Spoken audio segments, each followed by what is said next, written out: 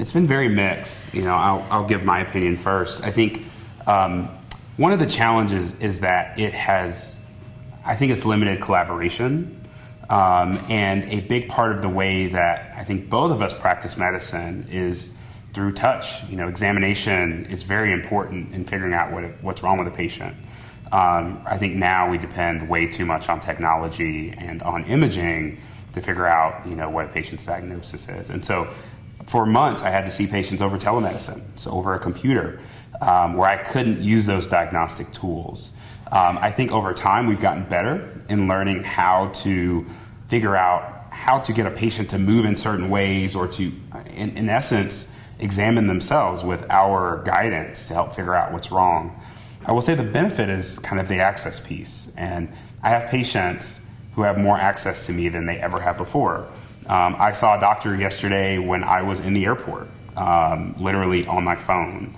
And I would have had to cancel that appointment otherwise. And so I'm able to check in with patients more, and patients like the ability to see their provider in areas where they're comfortable, because the office is kind of our domain, but they get to be in their bed, be in their home where they feel more comfortable. So I think that patients are willing to share a little bit more.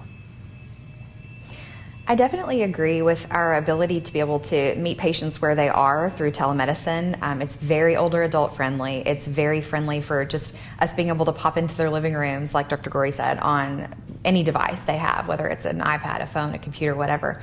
I'll take a little bit of a different spin on this and say, in Arkansas, we have a lot of rural primary care physicians, and I think just because our opioid crisis has been so bad, we're the second highest prescribing state, second to Alabama.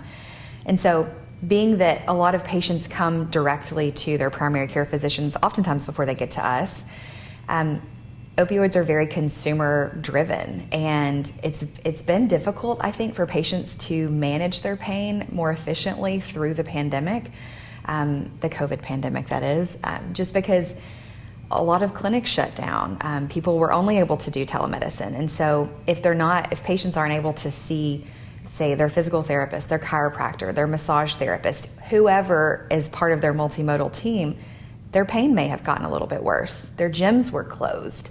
Anything that they were able to do on a physiologic basis for their body to be able to move may have been limited because of the COVID pandemic. So I think that's put a little bit more of a time crunch for us to kind of fix their pain as fast as possible, because they may have gone through, an acute phase through 2020.